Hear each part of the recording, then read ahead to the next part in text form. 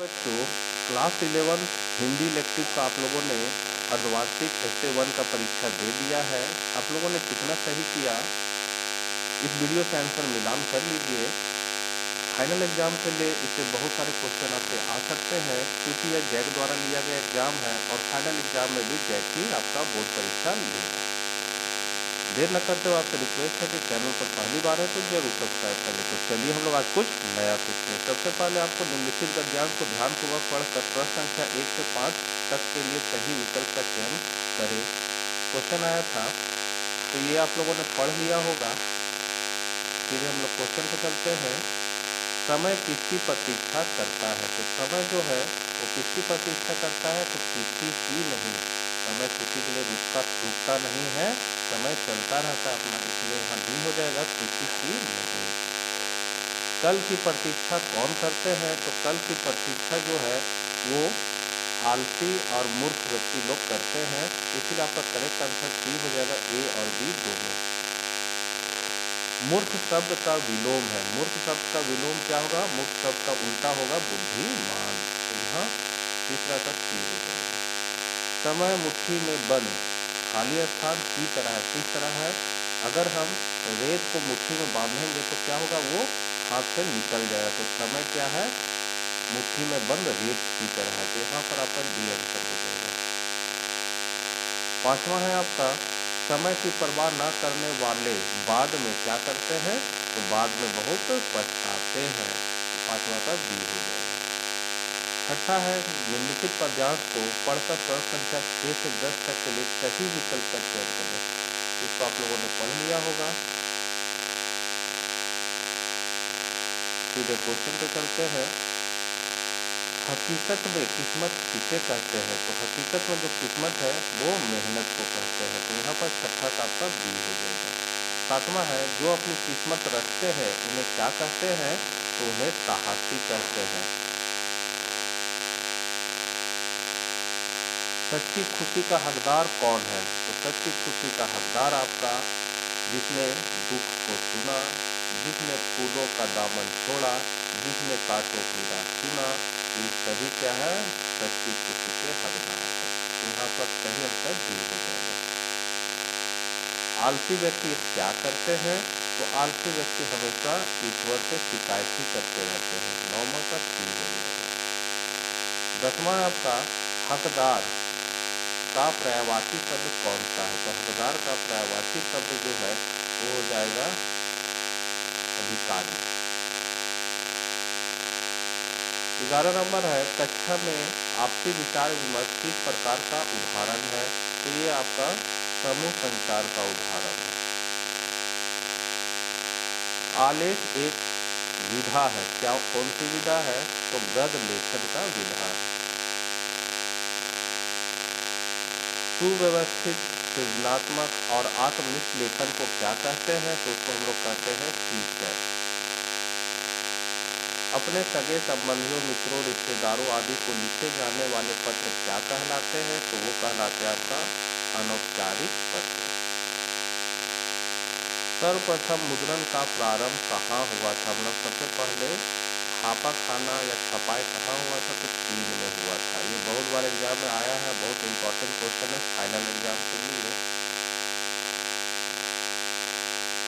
पद्यांश को पढ़ना, 16 से 19 तक के प्रश्नों के उत्तर देना है। तो 16 नंबर क्वेश्चन आपका, प्रस्तुत पंक्तियों के कवि कौन है? तो हम लोग सभी जानते हैं प्रस्तुत पंक्तियों के कवि जो है वो आपका है देव। 17 नंबर है, चलो झूलेबे को आज, किसका कथन है? तो ये कथन जो है ये श्याम का कथन है।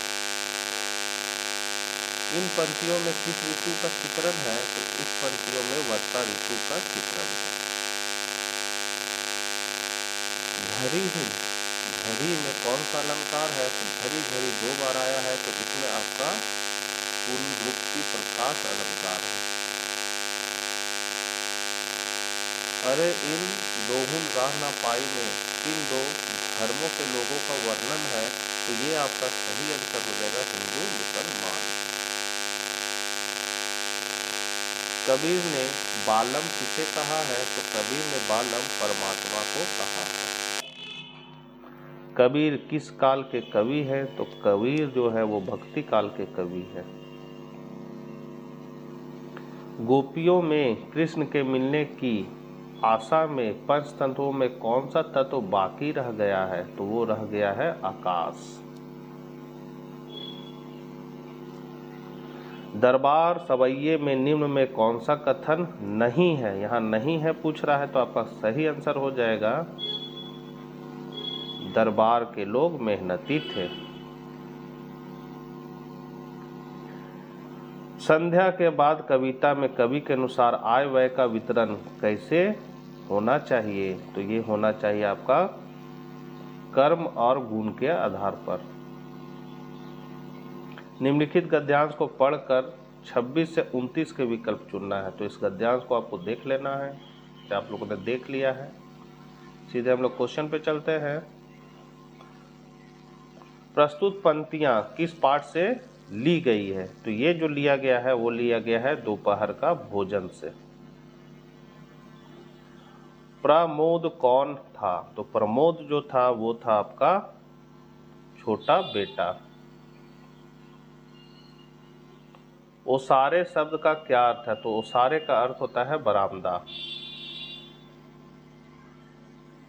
कहानी का मुख्य पात्र चरित्र है, तो मुख्य पात्र चरित्र है सिद्धेश्वरी। हामिद की दादी का क्या नाम था? हामिद की दादी का नाम था अमीना।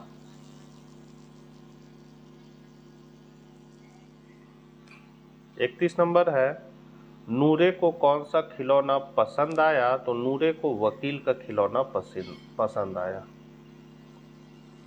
रुस्तम हिंद की संज्ञा किसे दी गई? तो ये दिया गया था चिमटे को। टॉर्च बेचने वाला पाठ किस शैली में लिखा गया है? ये लिखा गया आपका व्यंग्यात्मक, मतलब ए हो जाएगा व्यंग्यात्मक। दोनों दोस्त आपस में किस स्थान पर मिले? तो वो मिले थे आपका प्रवचन स्थल पर।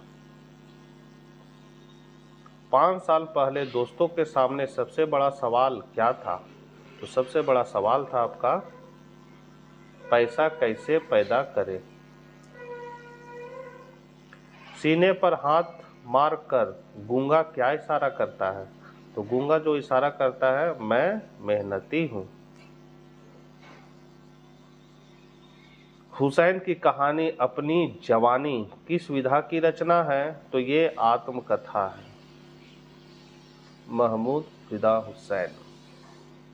2 अक्टूबर पर मकबूल ने किसका पोर्ट्रेट ब्लैक बोर्ड पर बनाया था? तो ये बनाया था आपका महात्मा गांधी का।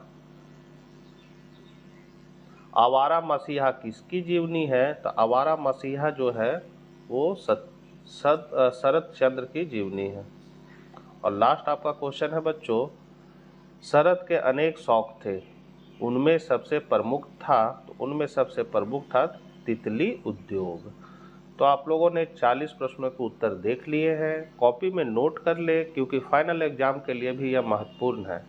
तो मिलते हैं नेक्स्ट वीडियो साथ, तब तक आज्ञा दीजिए। हिंदी इलेक्टिव के बच्चों को यह वीडियो जरूर शेयर कर दे। जय हिंद, जय भारत।